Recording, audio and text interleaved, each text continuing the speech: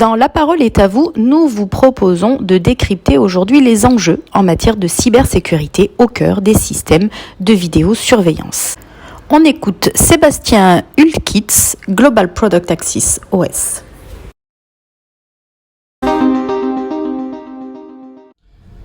Well, once you buy a product, you really need to know what you're buying. It's not only the things you see, the features, the hardware.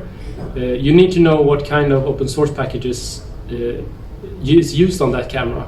And you also need to know that the vendor takes responsibility for keeping those up to date going forward.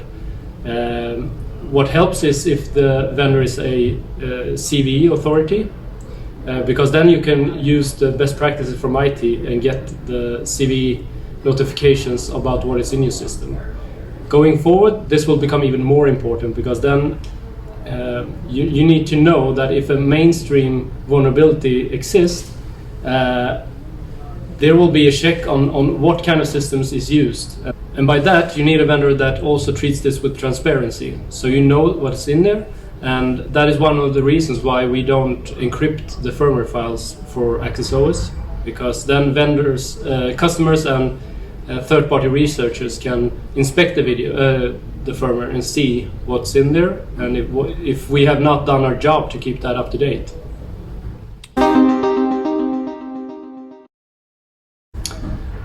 Well, I think a planned approach is the best. Just not doing it and waiting for something big to happen to be forced to do it is not the best idea.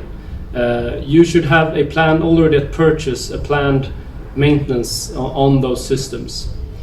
So when you're doing upgrades, you need to also consider that you have a correct tool that scales to the number of devices you have on the network, because it usually takes quite a long time if you don't have that tool. And also, you need to know what kind of support cycle that product has. You're not only buying the product at purchase, you're buying a lifetime for that product. And the software in that product is old the day you get it, and then you need to keep that alive during the lifetime. So you need to know that it is supported during that lifetime, and also what kind of support length that has. And also when a security update occurs, you need to know that that update doesn't create havoc with your system. If you need to choose between having no video surveillance and applying a security fix, I think that it's better to have video surveillance than applying the security fix. But you need to know that you have a process for compatibility with the system, so that if you get this critical security vulnerability, you have a smooth path to apply that.